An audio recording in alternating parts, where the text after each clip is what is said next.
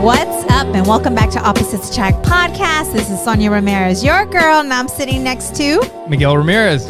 What's up, everybody? How's your day? How's your week? How's your life going? How is your life? You like that? I like you. Damn. What's up? So today when I was driving, I was just thinking to myself, because I had to drop the dog off today to get some. Yeah. Oh my God, these vet bills are very expensive. Yeah. Owning a dog is like owning a damn kid. It depends. Oh, no. You got to be able to afford a vet bill if you own a dog because they need shots. Depends on who you are. You know what I'm saying? Dogs in the hood don't get vets. They get let go or put down. So, as we mentioned, we spent a pretty good penny getting our other dog's teeth removed. They were rotten to the core. Rotten to the core. That's doing Audrey's. a parent song right now? Yeah. A freaking Disney. What is Audrey it? would enjoy that. Yeah. You got to let her hear this. Anyways, this poor dog, like she was in pain and she would never eat bones anyways. Yeah. So we spend a pretty penny. Then our other dog has an issue with her eye. And I'm thinking, it's not going to be anything big. They're going to give us, some drops for her eye and it's going to be good. Yeah, she'll be good to go. Not. Yeah. Right? Gave us a drop. Second time gave us drops. Didn't work. So now we're having to take our dog to an eye specialist. Oh, my God. Anyways, so I had some time in between while she was at the vet because it's like a drive-by vet. Like you drive. Like a drive-through, yeah. Like a drive-through. They pick up your pet, you take off, or you can stay and wait for them. I figured, you know what? I might as well go grocery shopping, right? You drop off the dog, give them your credit card, and then when you show up, they give you your dog and your melted credit card. Yeah. But anyway, so I went grocery shopping, and I was thinking how food makes us feel good, warm and fuzzy. Yeah. And I'm like, so I decided to look, and I've heard it before. People talk about that the reason why is because when you overeat, it says when you overeat, that endorphins are released. Huh. Really? Right? Yeah. When you overeat? It is a chemical that is released when we do something that makes us feel good. It is also a I can't even say that. Neurotransmitter that is responsible for hunger and satiation, whatever. When we overeat, dopamine works to reward us by releasing feelings of pleasure, euphoria when overeating. And that's the same thing when you have sex. You said endorphins? Yeah. And dopamine. Mm-hmm. Isn't that nuts? There was what was that book? I think it was the book Tribe by Sebastian Unger that I listened to. And I think in that book, was it that book? Might have been a different book. I don't know. But he talks about the effects that different chemicals have on your brain. And serotonin, endorphins, and dopamine, I think those were the big ones that, those are our bodies and our brains have those so that we can survive. I think that is what it is. There's certain things. It's kind of one of them is like the fight or flight, and then one of them is kind of like the tribal taking care of, being part of a community. Yeah. But yeah, because I was saying in the book, they talked about how those chemicals are released, and I think eating was one of them. Yeah. Because after a hard day, or busting nuts, right? Yes. Nice. Because after a hard day, when we finally sit and eat, and just kind of hang out, like I've been paying more attention to how I feel after. Yeah. How do you feel? Great. You feel great? Like I sleep so much better. Yeah. Well, you know what? Now that I'm thinking, thinking, we get excited. Thinking, yeah. Well, thinking about that book though, like eating for, not modern civilization, but back in the day, it was probably like a ritualistic type of thing. People going out hunting and then bringing it back and then eating together as a community, Yeah. Anyway, I thought that was interesting. Yeah, that's cool. Yep. So I walked in on you listening to Candace Owens. Oh. Why'd you get scared? Did you get scared? What'd you think I was about to say? What are you going to say? You were fucking freaking out for a second there. Shut up. No. We should do that from time to time. I walked in on you. Yeah. And not know what the hell's coming next. I know. I'm like, what are you talking about? Yeah. Yeah, you were just listening to Candace Owens. If you guys haven't heard of Candace Owens, she's I guess like a political commentary person, something like that. I don't know. Very interesting to say. It's just, she had a lot of good information. I think she's half black and half white. Yeah. I think. I'm not 100%. This was the first time I started watching her stuff. But a lot of things that she says would piss off the black community. I hear it. Yeah, part of it. Yeah. Yeah. Yeah. And it's crazy because I'm looking at the room and everyone in that room is white. And someone asked her, how many times do you actually go out and speak to the black community? Yeah. And she was saying that they do not like her. Oh, you know what? So I haven't listened to too much of her stuff. But I haven't listened to hardly any of her stuff. Mm-hmm. I have heard a little bit and I've heard about her. Mm-hmm. And I know that she's conservative. She leans to the right or Republican, whatever the fuck. But recently she was on a panel with a couple rappers in Atlanta, big activist rappers. T.I. being one of them, Killer Mike, he's big in Atlanta and big in the Black Lives Matter and the whole movement and everything, and it was a bit majority black crowd, and this is all recent. Really? This is all recent. Okay. And there was like when T.I. was saying stuff or Killer Mike was saying stuff, people in the crowd were just listening or cheering or clapping or whatever. And then when Candace would start talking, or she would say some things and she would make a point, and then you would hear people speaking out, like talking shit.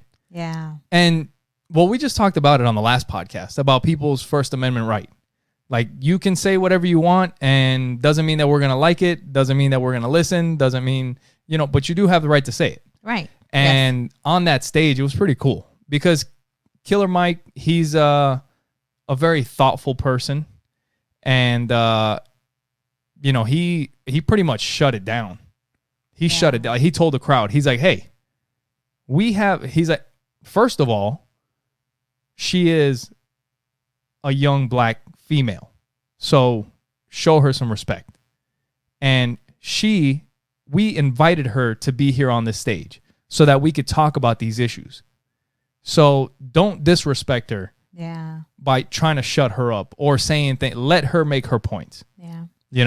From what I was listening to, I didn't get to finish it, but she was talking about that a lot of blacks play the victim, and that she shared her story growing up with her grandfather and what he lived through, and that he never played the victim. He always played the victor.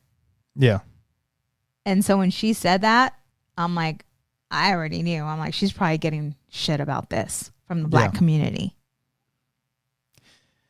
Like a few podcasts ago, I was talking about it, and I have a hard time explaining or expressing exactly what I feel because it kind of sounds bad. Like, I don't want to be made out to be a victim. Kind of like I was talking about on the last one with the about my job. It's like I don't want a handout. I want to earn it. I want to earn it. Mm-hmm. You know what I mean? Mm-hmm. So I don't know. Yeah, because you were talking about.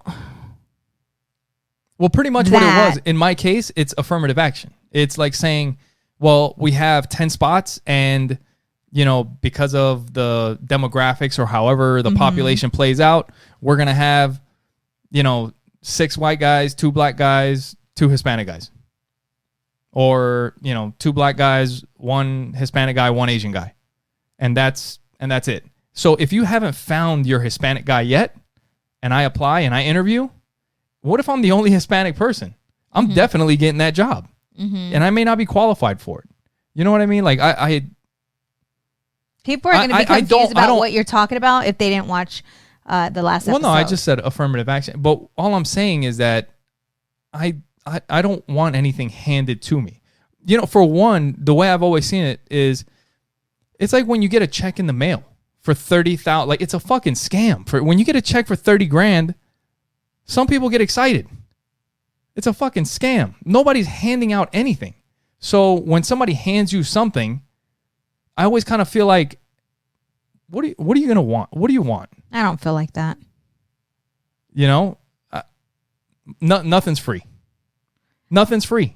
I just gave a cashier a $20 gift card. That was free. I gave it to her. I didn't expect anything in return. I'm talking about in society, like we tell the kids all the time, you have to earn it. Work. Nobody's Right. going to give you shit. Oh, gotcha. Yeah. But no, but I've listened to her, a couple little things here and there, and yeah, she makes some points. Yeah, she was just talking about the whole Black Lives Matters and racism, and she was saying that it's just been said over and over again that it's not taken serious. That everything that happens to a black person is because the other person is racist. And so I had a signing a couple days ago, and it was a gentleman. He was in the Air Force, and we just started talking, and he shared with me a story that happened to him. He was about maybe 70. Yeah. And he was sharing a story with me when he was, young. He was stationed at Luke Air Force Base. Yeah. And he had a date, took this girl out near South Mountain just to look at the city lights. He's like, we weren't drinking. There was no drugs. It was just her and I just hanging out. He said, and all of a sudden, I seen this bright light, heard the voice, get down here. He's like, I realized that it was a police officer. We go down. He's asking us what we're doing. He's like, I'm just, and I told him, I'm just, on a date. We're looking over the city lights. Yeah. You're more than welcome to search my car if you need to. And he's like, let me have your driver's license, registration. And back in the day, our driver's license used to have our social security numbers on it. Well, his didn't. So the police officer asked for his social security number. And the gentleman told him, very politely, that that's not a piece of information that he needs to give to him. Yeah. At that point, the police officer got aggressive with him and said, basically, if you don't give me your social, I'm arresting you. Yeah. So this gentleman put out his 2 hands and he said, go ahead, arrest me. And the cop did. And the cop was being an asshole with him and sat him in the back. And he told the police officer, you just made the biggest mistake of your life. He's like, I'm in the military. He, said his rank. And he said, I need the name of your boss, your badge number, all your personal information, because now I'm taking this up. I'm taking it to JAG, and you're going to be hearing from us. Yeah. JAG's the military attorneys on base. So once he gave that information to the police officer told him, I'm still giving you a ticket, but let him go. Yeah. And he said this police officer was just an asshole. Yeah. He's like, he was just an asshole.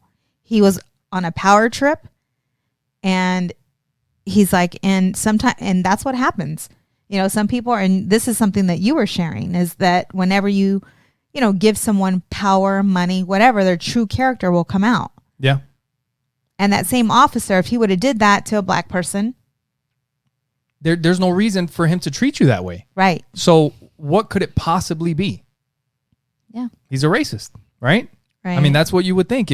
But that's the thing is that, yeah, I think a lot of times they might just be assholes. Yeah. And there are some people that are just straight up racist. When that does happen, I mean, the first thing I would think, like if something like that happened to me, I don't know. It's hard to say. But I can see where they would automatically say, you know what? He's a racist. Yeah. Yeah. No, I get it. Yeah. And, well, so in my life, I've had a few run-ins with the police. And I shared one of them on here before. If you guys want to go back and check it out, it's one of our first episodes. I think it might have been within the first 10. It was about when I was wrongfully accused for armed robbery, and I ended up getting arrested. I was 14 when that happened. And I got stopped by the cops. And they got me or it was a mistaken identity. Somebody else did it. Somebody pointed me out, said that I did it. The cops stopped me. I got arrested. But they never treated me bad. That cop never treated, like, I remember asking him, he said, the kid in the back of the car said that you did it, and I believe him. And I was like, well, I'm telling you that I didn't do it. Why don't you believe me? And that was like the extent pretty much of our conversation. I ended up getting arrested. I asked if I was going to make it to football practice. He said that I wasn't. And they took me to the precinct. I ended up spending the night in jail and then going to court the next day. But I never felt, I knew what was going on, but he was never really like an asshole. Yeah. You know? Mm-hmm. Then I got stopped by the cops later on because I was being a dumbass playing with a fucking laser pointer, and I shined it at a cop car. Lucky we didn't get fucking shot. But this was when I was a kid. But they just kind of came. But they weren't an asshole. I think they took the fucking laser pointer from me. And this was like when they first came out or some shit. I don't know. They weren't an asshole about it. When I was in Florida, I went out to play paintball in the middle of the night. And that one was actually, it was crazy. I was with my cousin. It was the middle of the night. We were kind of bored. And we had paintball guns. And we found this empty lot with a bunch of tractor trailers. And we weren't trying to tear shit up. We were just trying to shoot each other. It was me, it was my cousin, a friend of mine, and me. And we were just out there playing. And I guess somebody must have heard fucking gunshots. I don't know if these people are so fucking stupid that they don't know what an actual gun sounds like. I mean, a paintball gun and a real gun sound completely fucking different. But this dude called the cops. And this was in a smaller city or town in Florida. So cops in that city don't get a lot of action. So when you hear that there's maybe gunshots, they fucking call every cop in the county. So it's the middle of the night and we see fucking cop cars flying down this dirt road. They're fucking like they're drifting. You know, like, or maybe it was in my imagination, but they're hauling ass. Mm-hmm. They're hauling ass. The dirt is kicking up. They fucking open their doors. They have guns pointed. They're like, get on the ground, get on the ground. And I'm fucking yelling at them. And we're like, it's paintball guns. They're paintball guns. And they come over, they arrest us, took us to the precinct. My mom came and got us. And that was it. But nobody was an asshole. Nobody treated me like, I got arrested. I got put in the cop car. We all did. But I never felt like this isn't fair. Like he's treating me a certain way because I'm Hispanic or whatever. Like I was being treated, I mean, the way you would just normally treat somebody when you're arresting them, I guess. Yeah. Well, that's different. And then, they didn't have a knee in your neck. Exactly. But I'm Hispanic. No. But I'm Hispanic. They're supposed to put their knee. I'm supposed to almost die. You know what I mean? Wait, why do you say that? Because that's what the narrative is. You know, like cops are racist and they fucking kill people. You know what I mean? Yeah. And I'm saying that what I'm saying is that I've had a bunch of encounters, a bunch of opportunities to get the shit beat out of me to, you know, to get my ass beat by the cops. And it never happened. It never came down to that. I got arrested one time. I got a DUI. You know, I made a mistake. Do you guys see who I married here? Not good. And And that was the last time. I also, Damn, my ex called the cops. Freaking criminal. They came over. They took I had a handgun in the house. They took it. But, you know, I was I don't know, professional's not the word, but courteous. I was courteous with the police every time. Whenever I deal with the cops, no matter what the situation was, is yes, sir, no, sir. I treat them with respect. Like they're people. Who taught you that? Did you have a conversation? Did your dad have a conversation with you when you were a little boy? No, guns taught me that because they're people with guns. You don't fuck with people with guns. I'm not. You're not gonna fucking just sit there and talk shit to people with guns. It's not Maybe fucking it's smart if you don't know that. Maybe it's different because you're from New York. You know, maybe it's different because you're from New York. I don't know, but so all these situations happen, and like I said, that one time that we got pulled over, that was the only time that I actually felt like I wasn't like. I mean, I've been pulled over before, and I've gotten bullshit tickets that I feel are just fucking fundraising, pretty much harassing. But as far as a cop just being a straight up asshole, was that only time in Florida. And I still don't believe that the dude was racist. He was just a fucking piece of shit. Yeah. And there are those people out there. Yeah. Yeah. You know? So I have a hard time. Yeah. I have a hard time with it. So I'm going to drive you crazy. How do you raise? You drive me crazy. Yeah. So it's all right. How do you raise children to not feel entitled? Make them earn shit? Yesterday, I did a signing for a teacher. Yeah. And she was telling me that she now lives in Gilbert, but before, she said that she, lived in some tough places. And she taught in Roosevelt District. That's where we used to live. Yeah. She used to keep it real. And I was asking her how she enjoys being a teacher over here at the Gilbert School Districts. Yeah. And she said, it's good. I said, did you see any difference in the kids? Yeah. Because the kids out here have more money. Yeah. A lot of them, right? Not all. Some. Yeah, true. Higher rate. And she said, yes. She said, the kids from Roosevelt District were eager to learn. They had respect. They were grateful, she said. Yeah. And that the parents and the teachers were a team. They worked together. Well, they were on the same team. Yeah. Yes. And if the kid was acting up, the teacher and the parent would come together. Yeah. She said here, the parent is always on the kid's side. Yeah, it's the parent and the kid versus the teacher. Exactly. Yeah. And she said here, when I ask the kids to do something, they ask, what am I going to get back?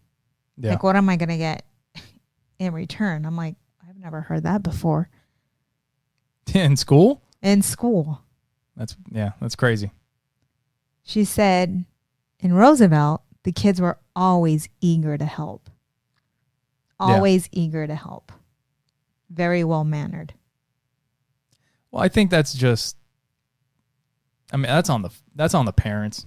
She said that she would give them, like, for their birthdays, like a bag of pencils and just supplies, and that the kids, in the Roosevelt District were just ecstatic. And here the kids would look at it like, the fuck is this? Yeah. Yeah. Yeah. Well, I don't know. I don't know if it's the money thing, like, because when you have more money, or, I guess sometimes you hear it with people that have a lot of money, like the parents are just not there. Like the nanny raises the kids and the parents are working and doing whatever they have to do, and the kids raised by somebody else. I don't know if that's what it is, because if you're in the Roosevelt School District or in the hood, like, you don't have money to be paying a nanny or a maid or whatever. Mm-hmm. Like, you just got to make it happen. And that means being involved with the kids. I just thought that was very interesting. Yeah. Hearing the difference.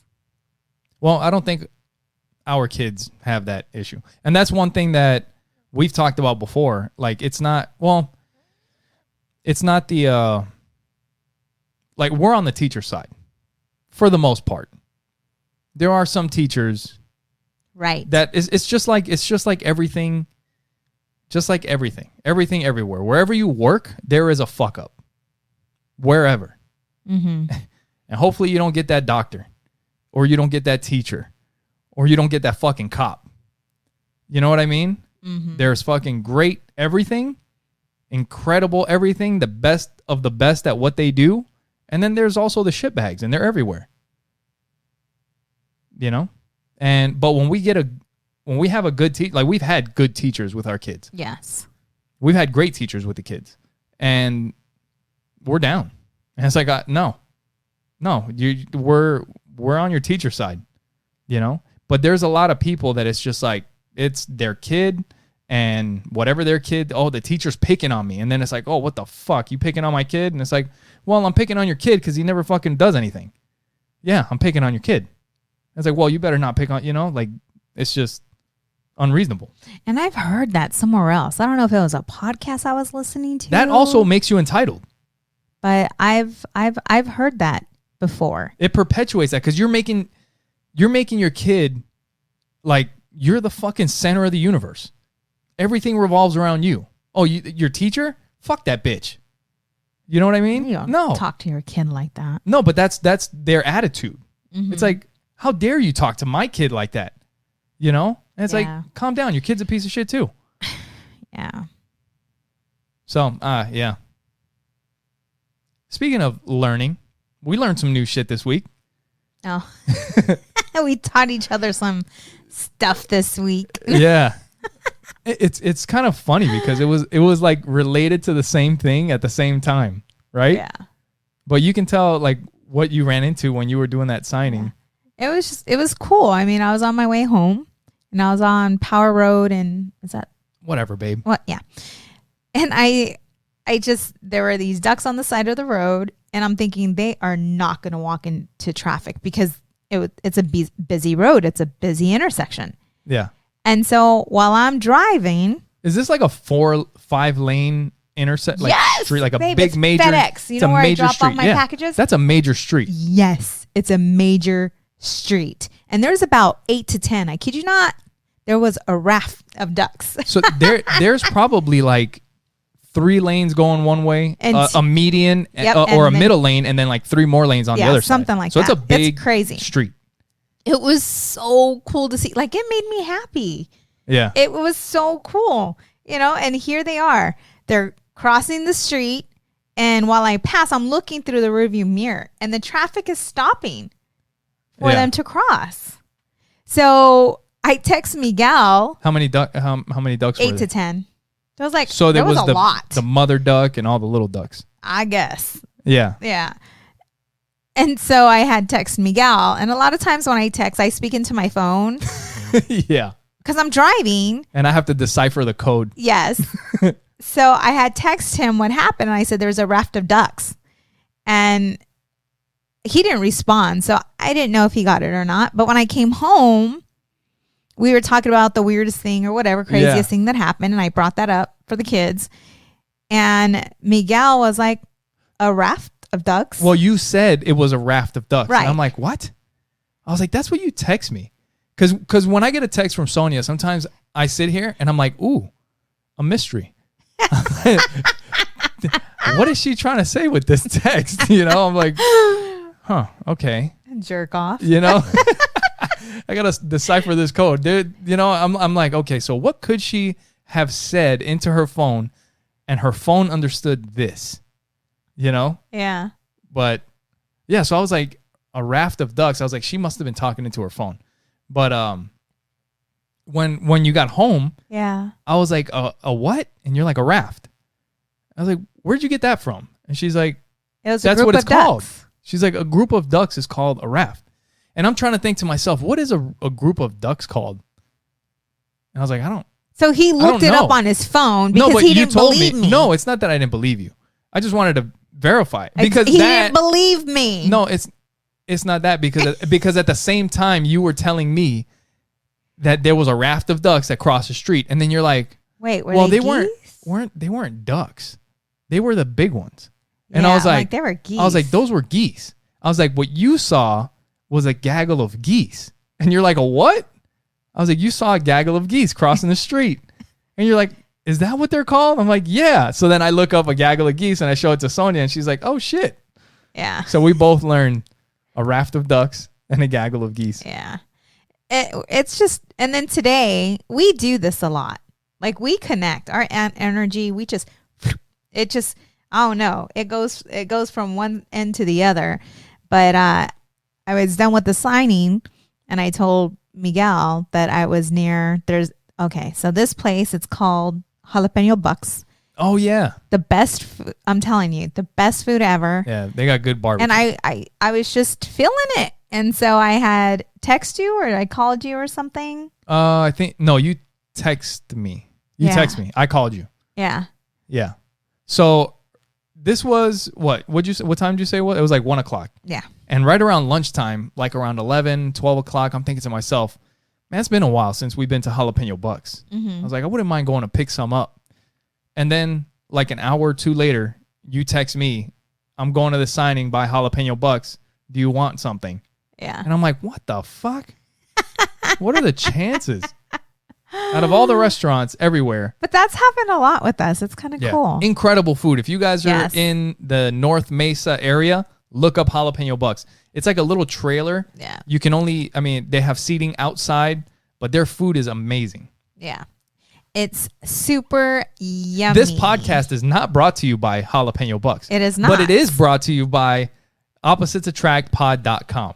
And if you go to OppositesAttractPod.com, you'll see all the links to subscribe to our podcast. You can follow us on our social media. You can actually watch the podcast there on YouTube. You can also listen to it there.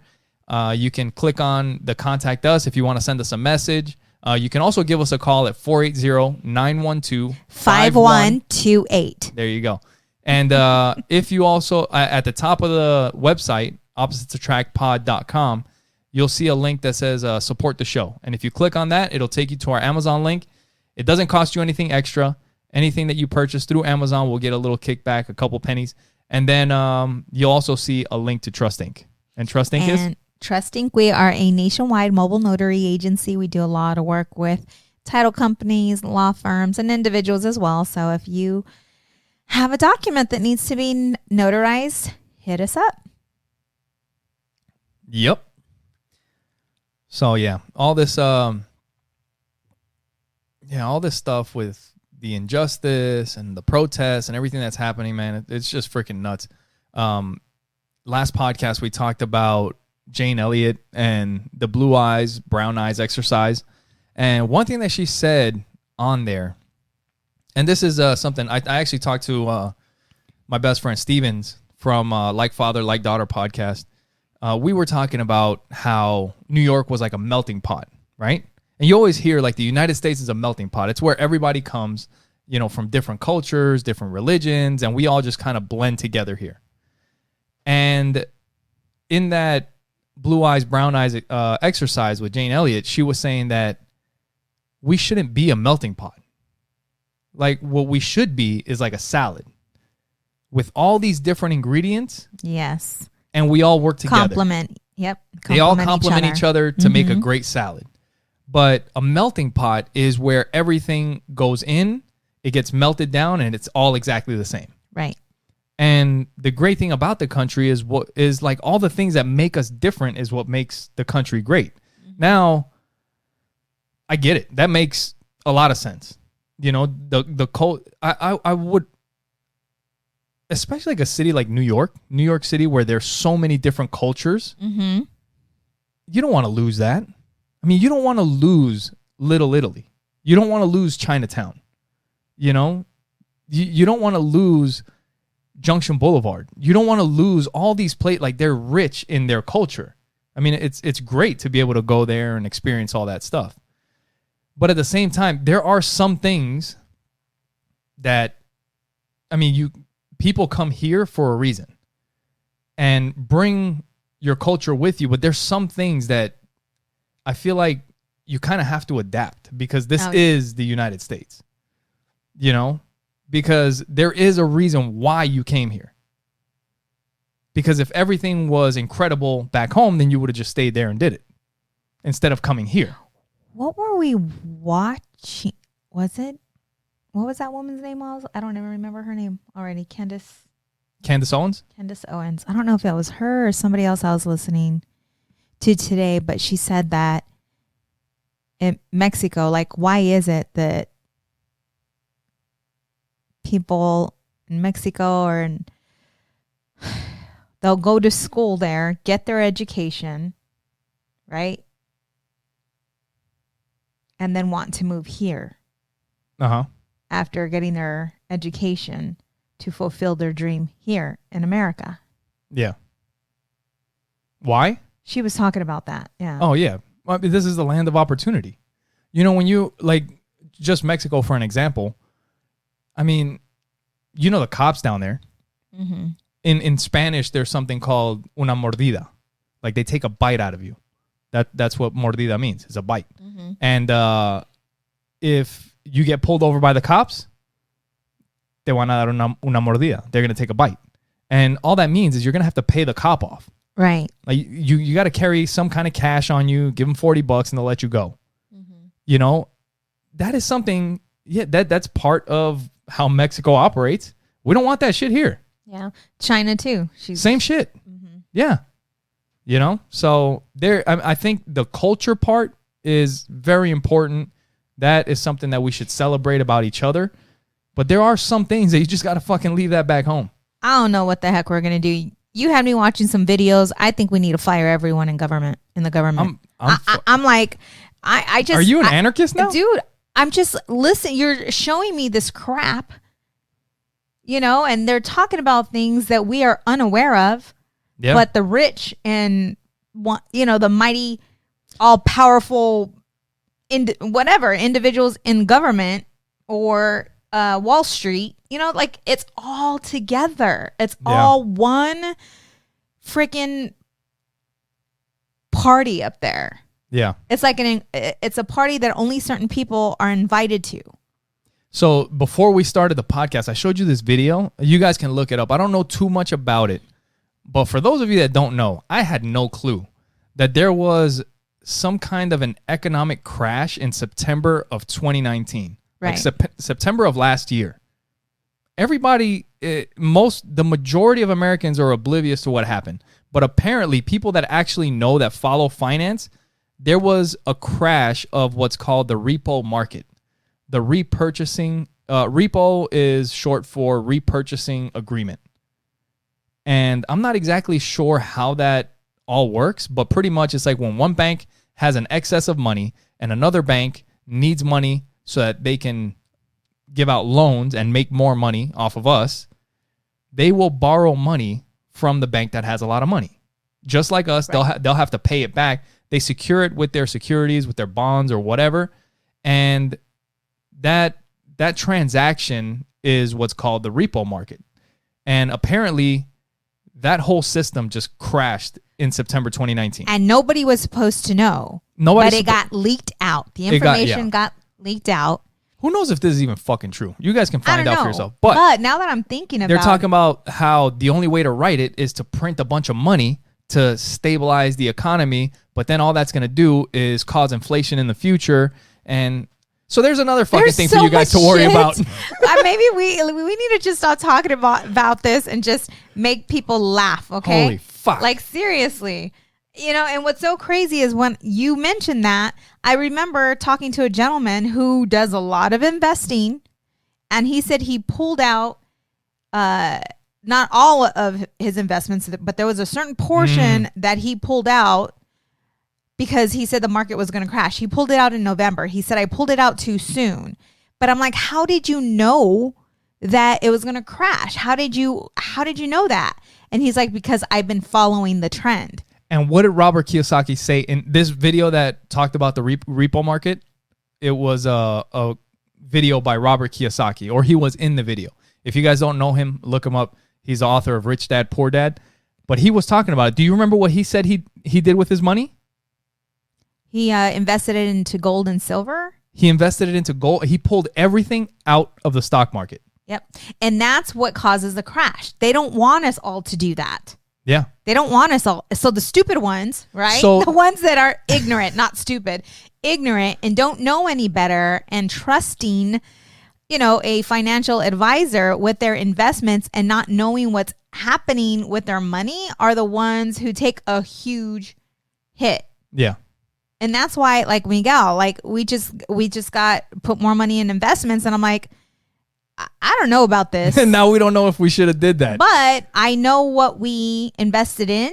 Yeah. And I have a list of what companies we invested in, and I'm gonna follow through with that. And I think our financial advisor is very aware that now I am curious, and who knows? I mean, I read your stupid note over there. Yeah. That's one thing. Sonja may sound sweet, look sweet, smell sweet, but you start fucking with her money, her time, or her family, and she fucking turns into Pablo Escobar over here. You fucking go missing. What happened? That's funny because I never recognized that of myself. Yeah. With family, my time now, once I hit 40, my time became more valuable. Yeah.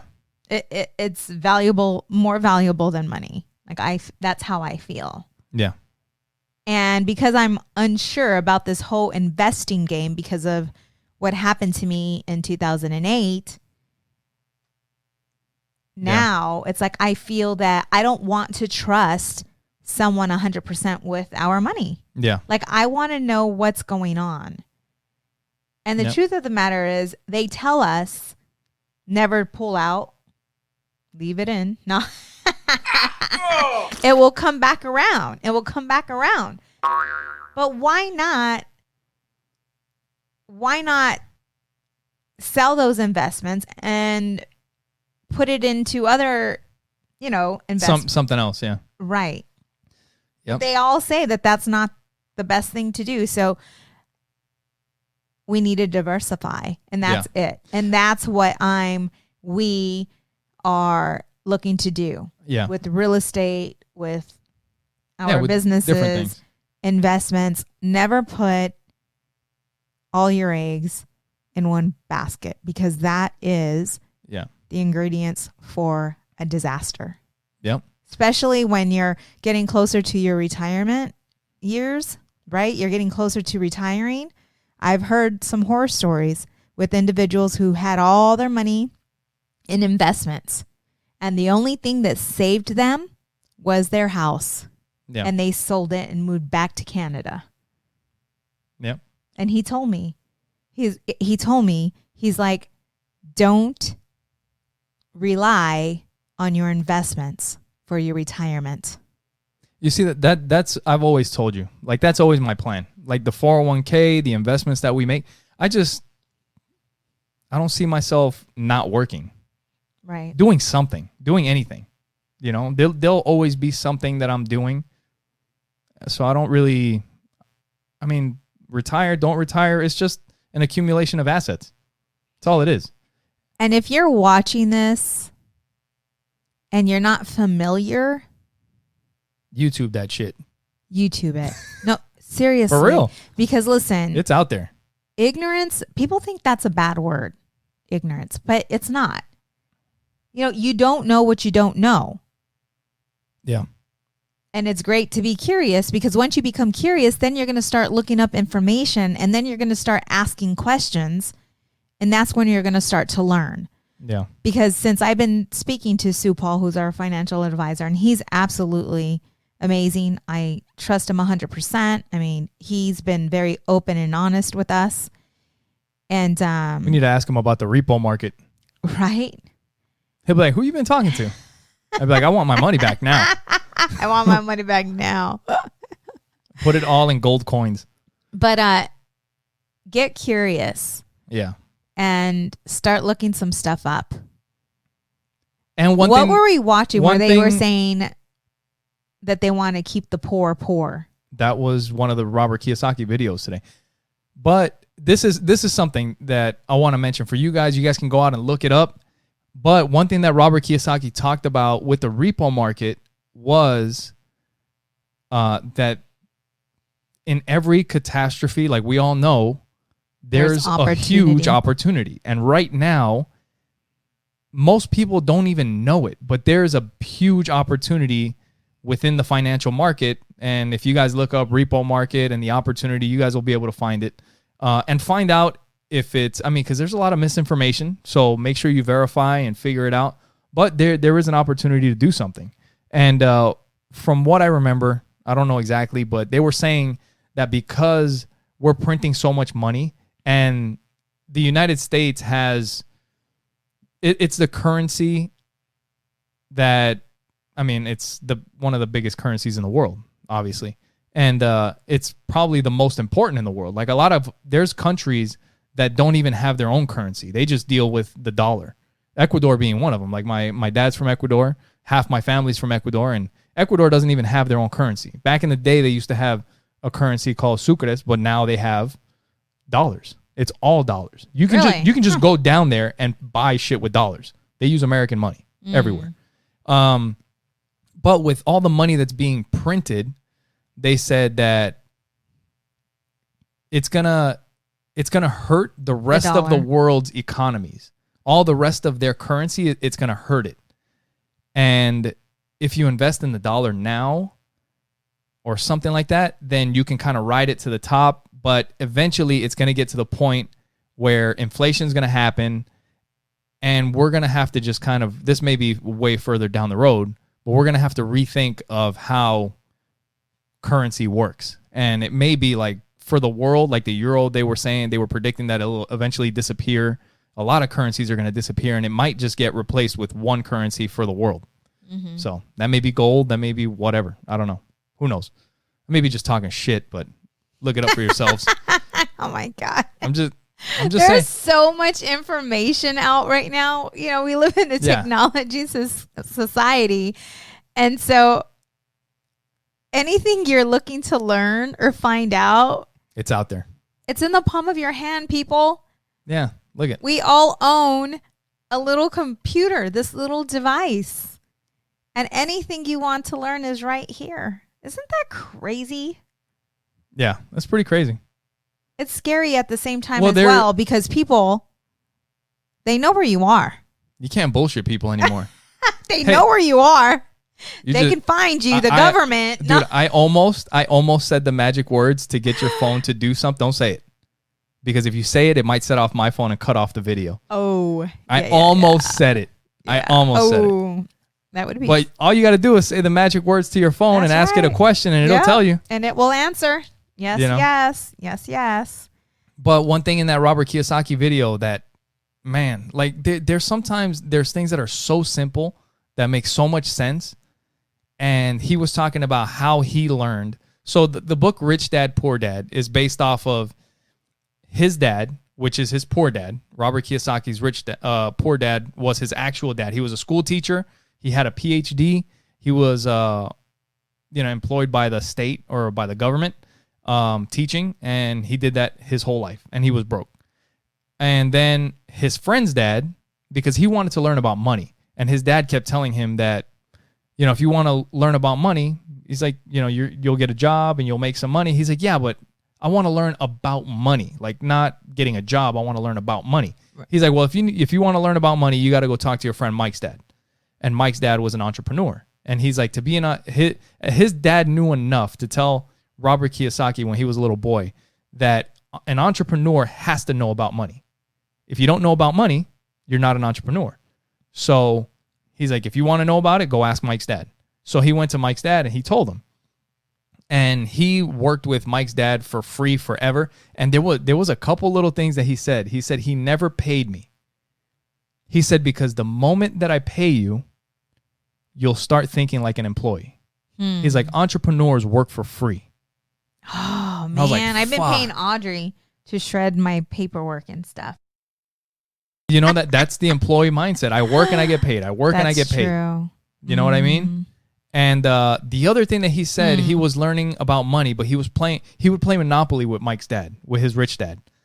And he said, when are you going to teach me about money? And he said, what are we doing now? He's like, we're playing Monopoly. But when are you going to teach me about money? He's like, what are we doing right now? He's like, we're playing Monopoly. He's like, I'm teaching you about money. He's like, there's a lot of different ways to make money, you know, as an entrepreneur. He's like, but right now, this is one of the ways that a lot of people, he's like, that he's chosen to make money. He's like, look at the board. He's like, you got a bunch of little greenhouses. You get 4 greenhouses, you can buy 1 red hotel. That's business. He's like, all you got to do is get a bunch of little greenhouses and then get that red hotel. And that's what he actually did. I don't know if you caught that, but he bought. No. He had a little area where he bought every piece of land. Little, like he bought out everybody. Yeah, and then they built the Hyatt. Was it the Hyatt? The Hyatt Regency Hotel. He literally bought little greenhouses and then turned it into a fucking red hotel. Turned it into the Hyatt. He owned the land and then partnered with the Hyatt Regency to build a fucking hotel. And then they sold that hotel for $800 million. See, when we play Monopoly with the kids, we have to bring that to their attention, though, because a lot of times they're thinking they're just playing a game, but they're not grasping the concept. Yeah. Do you understand? Yeah. No, I think there's that game that you sent me. I haven't checked it out. I got to look into it. Well, Brooke said that's absolutely that game. What is it? Look it up, because you told me. I forgot. I wonder if they have it on Amazon. They do. That's where she purchased it. And if you guys want to purchase it, go to oppositesattractpod.com, click on the support the show tab at the top, and you'll see our Amazon link, and you can purchase it there. There's also Rich Dad, Poor Dad, Robert Kiyosaki. He has a family board game also. It's called the Cash Flow Game, which is another game that we are gonna get. Okay. Last time we looked it up, it was sold out, but we'll get it. So I don't know if this is so Grandpa's Beck's Cover Your Assets card game. Cover Your Assets. Yeah. Okay. Cover Your Assets card game. And so it's teaches kids about entrepreneurship and money. Nice. Yeah. Another I'm gonna advertise for another podcast now. But I've been listening to, and I haven't talked to you about this, but I started listening to it with the kids, and you should probably download it as well. And it is called, where is it at? Oh, you know what? It's not on.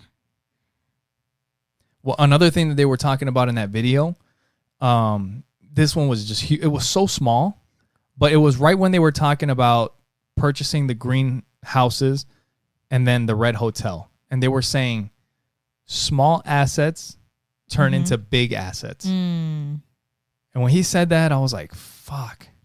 Like, that is so true. I mean, if you're headed in that direction where you're focused on purchasing assets and creating assets, like, small assets turn into big assets.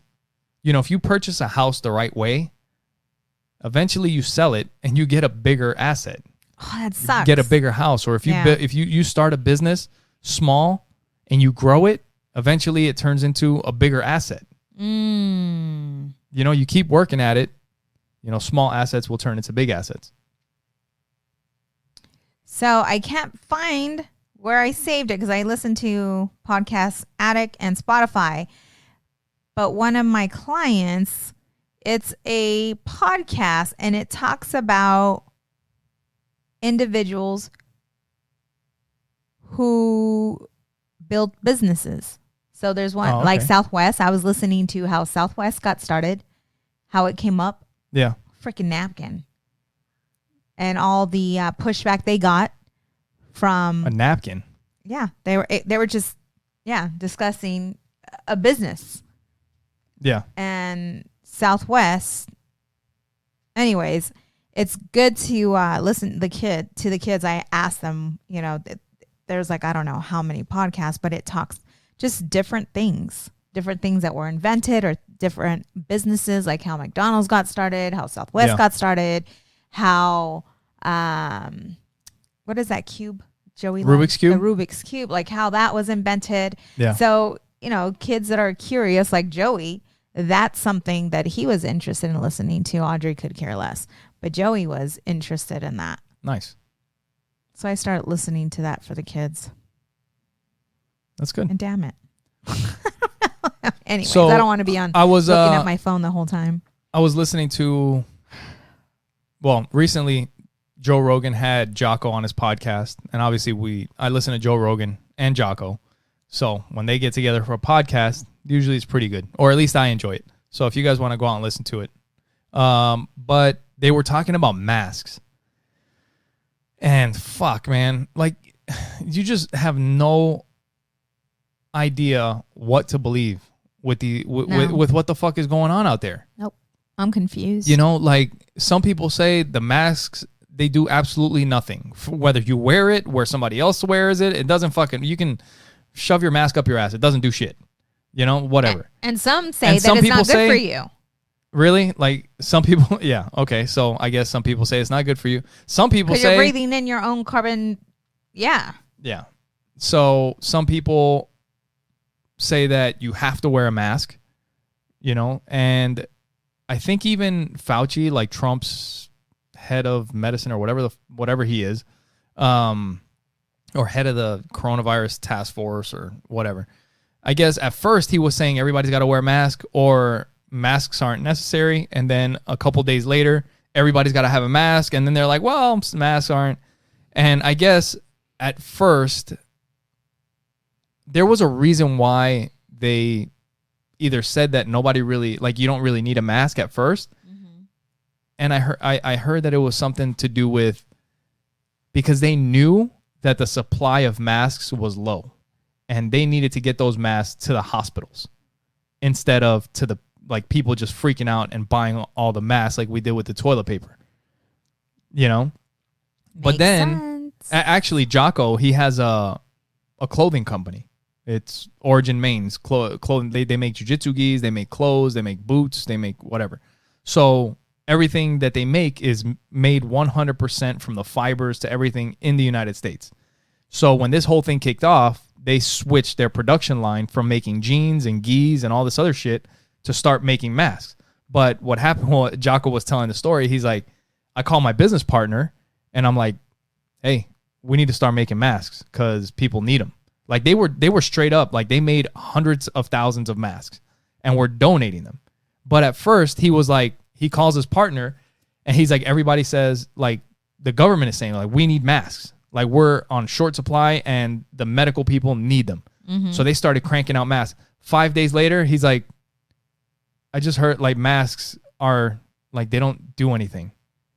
And then a couple days after that, it's like, everybody needs a mask now. It's like, what? He's like, forget about it. No. A couple days after that, he said that now they were telling him that they're going to start writing laws where it's like mandatory to wear masks, So who knows what the fuck to believe, man? I don't know. But I just got an email from Gilbert School District. They just need to be straight up with us and stop bullshit. Right. Yeah. Which is something you're not going to get from the fucking government. No.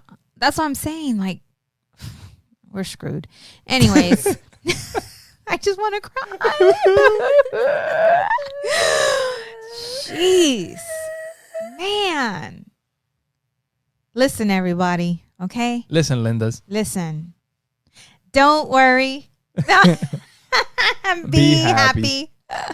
No, but I just got an email from the school saying that they're giving, I don't know, they're supposed to have a board meeting, but that they're voting on whether to give us parents the option of homeschooling or sending your kid to school.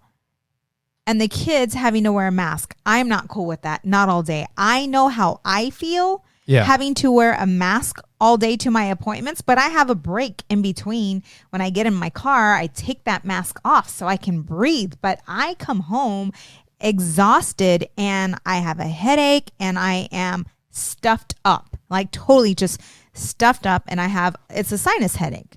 Yeah. From being in that mask all day. Yeah. I am not okay with my kids. What are you laughing about? I'm just thinking about people that have been in the military that had to wear, not me, but other people in other branches of the military that have to wear like fucking gas masks and shit. And like I can't imagine. There's this thing called, I imagine they have some version of it now, but there's this thing called mop gear where you wear you wear your uniform, but then you have another pair of pants on top of that that are filled with charcoal. So when you take off the pants, because it's like a filter for biochemicals, like biochemical warfare. So you have these pants that are full of charcoal. So when you take off your pants, they're black from the charcoal that are in these pants. There's a jacket that you put on that's also full of charcoal. You have rubber boots that you put on top of the pants that, you tie them up so that nothing gets in. You have rubber gloves and you wear your gas mask with the hood. I don't know. I just think our children, though, that's too much for them. No, they're going to be running, playing. Like, that's going to, I don't see it. Like, I'm not okay with that. I'm just not okay with that. So this is something that I heard on the Joe Rogan podcast today. And they were talking about how, and this is something that I know because I looked at the statistics here recently. Mm-hmm. In Arizona, under 20, 3 people have died from the coronavirus. And the other thing is that you have to be very careful when you take these numbers into consideration because who knows what underlying conditions. They're saying that if anybody tests positive for COVID, they will mark it down as a coronavirus death. Like if you have a heart attack, but you happen to have the coronavirus too, and you die, it's a coronavirus death. It's not a heart attack. It's not heart disease. If you have lung cancer and you die, but you tested positive for coronavirus, they're gonna mark you down as a coronavirus death. Even was it Elon Musk on Joe Rogan's podcast was joking around saying like he's like if you get fucking ate by a shark and you tested positive for coronavirus, they're gonna put you down. But what the statistics in Arizona, it was 3 people, for real. 3 people under 20 that have died. We forgot to mention that video we were watching from Robert Kiyosaki regarding the coronavirus? Oh, the repo. The repo was a cover-up, or the coronavirus was a cover-up for. Now, we don't know. I wouldn't take it that far. But one thing that I could believe is that the coronavirus it's a real thing. Yes. And eventually they found out that it wasn't as bad as they thought it was going to be. But now they also have an opportunity to do some things that they want to do because of the situation that we're in. Mm-hmm. Yeah. But like I was saying, in Arizona, there's been 3 people that have died under 20. The coronavirus, it seems like little kids, they're not even really carriers for it. Like they don't get infected. Mm-hmm. They don't get it. The flu kills kids. The flu kills little kids. But when it's flu season, they don't shut schools down. But it's because there's a vaccine for it.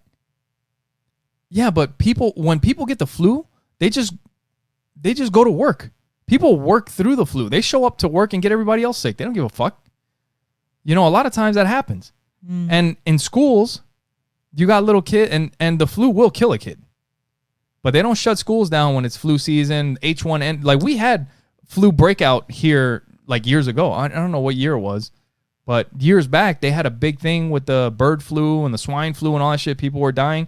It wasn't to this extent, but the flu will kill kids. But the coronavirus really doesn't, but they shut all the schools down.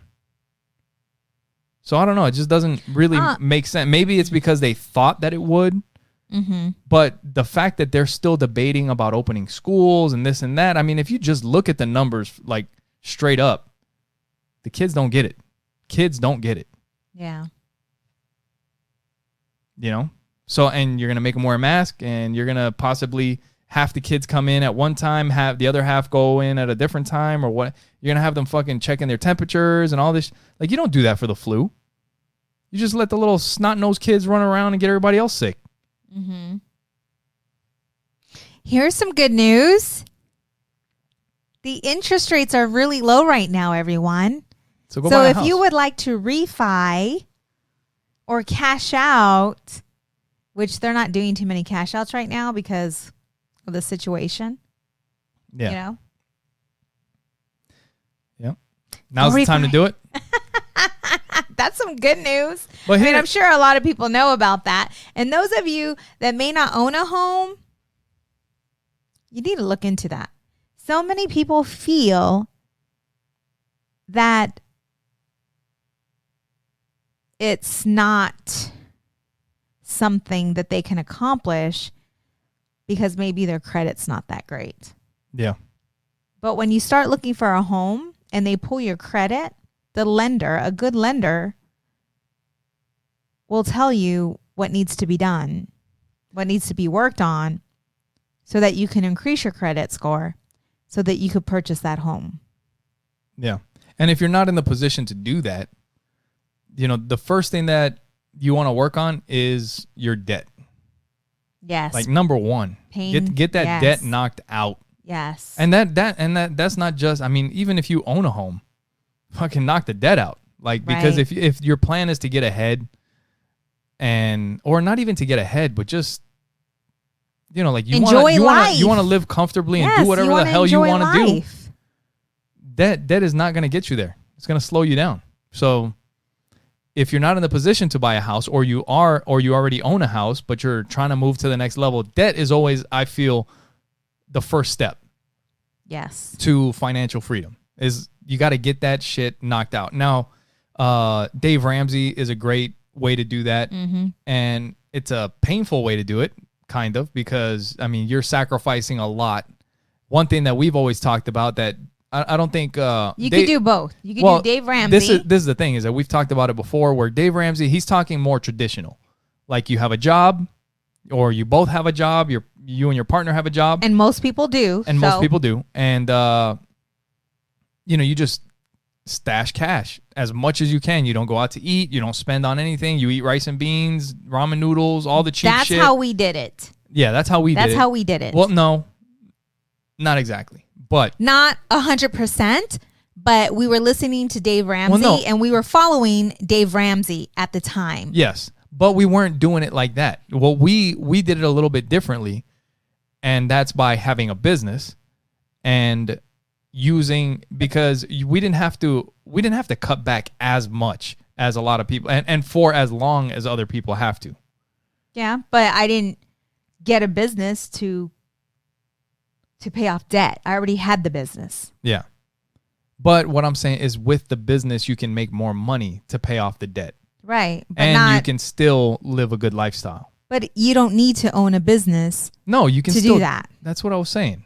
I'm just saying that the more comfortable way to do it is to have a business where you make extra money and you put that towards the debt to pay it off. Mm-hmm. And you don't have to sacrifice the lifestyle. I mean, but you have to have some discipline, because you don't want to make extra money and then spend more money, and then you're just getting yourself into a bigger hole. And when you own a business, though, it takes money to make money. So when you open up this business, it's going to take money to get this business up and running as well. Yeah. You know? Yep. There's multiple ways to do it. And as I mentioned earlier, tons of information out there for you. Yeah. On YouTube. Yep. You know, one thing with the whole political thing, the left and the right and all that shit. No, I'm just saying, I just wanted to say something about that. Like, the truth is, like, you may have friends or people that you know that lean to one side or the other, but what you see on social media, what you see in the news, like that is just, it's like a different world. You know, because when people are talking about like the extreme left or the extreme right, mm-hmm. I don't fucking know people like that. Like, I really don't. Like, I do know some people that obviously they lean to this side, they lean to that side, and that's fine. But the fucking maniacs like I don't know if I've ever came across like all that crazy shit is just online. You wouldn't even know though because we never talk politics with our friends. No. Well, I mean, sometimes somebody says something and you're like, oh, okay, I kind of see where you're coming from. Mm-hmm. But it's not the extremes that you see on the internet. Right. Like everybody's being so fucking sensitive about everything. And, but that's what sells. Yeah. That's what sells. And but I think but that also, seeing it all the time online makes people think that that's actually what's happening. Yeah. And that may be happening in certain places. Maybe in the really big cities it happens like that. Mm-hmm. But even still, I don't think it's that extreme. Yeah. So that gal, what's her name again? I'm bad with names, everybody. Candace Owens. She was talking about how President Trump won and became president because someone said he needs to stop tweeting. And she's like, why would he do that? That's why he won. Yeah. Like, that's how he won. But the truth, we live, again, social media. You want to spread a rumor? Put it on social media. This shit's a disaster. It sells. Negative news sells. Nobody wants to see happy, good news. I'm like, why aren't they sharing the good things that are happening in this world? Why is it all so negative? You know what I'm saying? Yeah. No, because that shit doesn't sell. It doesn't sell. You know what the politics are good for? It's fucking entertainment because this shit is just ridiculous. I don't need to be entertained like that. But you're right. You were talking about, like, today I showed you, because you didn't really know too much about Joe Biden. No. And I showed you a couple of videos. This dude is not doing well at all. At all. Like, he won't make it a term, I don't think, if he won. And he's a fucking creep. I don't know. Oprah Winfrey, that motherfucker's you need to run for president. Oprah Winfrey needs to run for president. I'm telling you, Oprah and The Rock. Oprah and The Rock. Oprah and The Rock, man. Whatever Oprah says, The Rock just sits there fucking pounding his fist. Like, I'll beat your ass if you don't do it. Because that's what we need. We just need love. This shit is like a cartoon. Like, you got Joe Biden. Like, these are the two, Joe Biden and Trump. It's a fucking cartoon. We're doomed. That right there is just scary. It's just scary. Yeah. It's fucking nuts. How? I don't know. How does that happen? I have no idea. Well, the system's all fucked up. It's all fucked up. And that's why we're not obviously. But that's why, there's all this rioting and well, everybody knows. I mean, look at the last election. It was fucking Trump and Hillary Clinton. She's like a career politician hit woman. I better not talk too much shit before we get fucking. We're not big enough to get murdered, or we're not big enough to suicide ourselves. Look that shit up. The fucking Clinton suicides. Yeah, just shut up already, man. I'm talking about passing positive information, good news, and here you are just bringing up more shit. You know what happens when you're at the bottom? There's nowhere to go but up. Started from the bottom, now we're here. This seems like we're it might be at the bottom of our political. But there's so much to learn. There's so much for us to learn if we get our heads out of our asses. Do you know what I don't understand though? Black Lives Matter.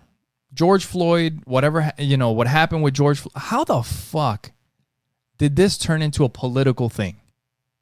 How is Black Lives Matter or All Lives Matter or like how is this a political thing? You know how? Because they know how to fucking divide us and make us fucking fight. That's what they want. Because if we come together, you always hear me say this, we're stronger together. Right? We're stronger together. They don't want that. They want us to kill each other. Yeah. They want us to hate each other. Yep. They don't want us focused on the real problem, which is the government. They fuck everything up. So we're starting a revolution. Yeah. We're starting a cult. And the 9 of you that are listening are in it. Holy shit. This is freaking crazy. It is crazy. It's funny because late at night, him and I will talk about Like, what's happening? I need to stop saying like. I say that a lot. You need to bring it to my attention. That's why I don't like listening to our podcast. You just said it again. Did I? See? That's why you don't. But you said unaware. It right. I'm just kidding. Of it. Anyways, what was I saying? No, but we were talking, like, we talk late at night about. Yeah, like, we're sitting in our backyard looking up at the stars thinking, what the hell's going on in our world today? And I was listening to our first podcast. Yeah. And we were all happy-go-lucky. Now we're all run down. We had no idea. Yep. You know, that a pandemic was going to come and just change shit. Yeah. No, we sit there and this is going to be a crazy time for everybody, not just for us. For everybody in the world. This is going to be a fucking, especially if you're in the United States, this is going to be a crazy time to look back on. Right. He talked about that it's going to be a movie. It is. It's going to be a movie. 10, 15, 20 years from now, they'll make a movie about this time period. This is just fucking insane. I feel okay, I don't want to even talk about that sad stuff. If any of you guys out there want to start a podcast, you can go to Libsyn, Libsyn, and you can sign up there. That's where we host our podcast. That's where some of the biggest podcasts out in the world are hosted. And Libsyn. And if you go to the sign up, when you click sign up, if you put in the promo code OAP for Opposites Attract Podcast, you'll get the rest of that month for free, and you'll get the next month for free, so you can try it out. But yeah, podcasting is growing into like one of the biggest media forms, on the internet. So where people used to have, they were saying like 300 million people have blogs, and recently there's been like about 1 million podcasts, and they're saying that podcasting is becoming the new blog. So, and it's been around for a while. So if any of you guys want to give it a shot, Libsyn, Libsyn.com, promo code OAP. Yay. So, yeah, life is freaking nuts. Yes, and I want to give a shout out to Casey Tate on Twitter that started following us. Thank you for following. We got a new follower on Twitter. Oh my God, that makes what, 10? We got, I think we got 13 followers on Twitter. Not actually, no bullshit. We probably have like 17 or something like that. Or Casey might be 18. So thank you. I just don't get Twitter though. I don't get it. Because I don't use it. I mean, you know what? Like, Twitter is like such an ineffective form of communication. Like, they limit how much you can say.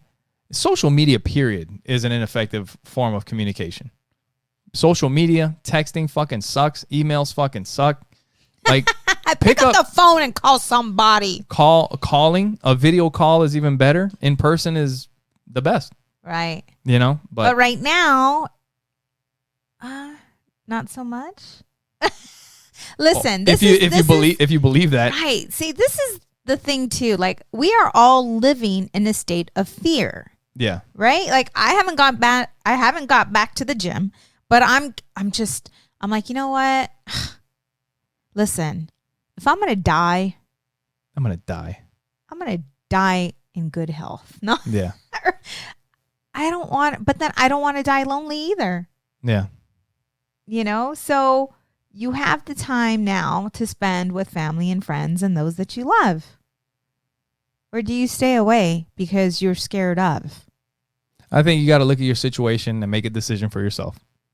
If you're up there in the years, then you probably got to take, some precautions. So anyway, for all you guys out there, thank you for being with us. Thank you for following us wherever you are in the world, following or in the country. Stay safe during these crazy times. And next episode is episode 69. You know what that means? I don't know. And that's how we're going out. Thank you. Until next time. We'll talk to you guys later. Bye.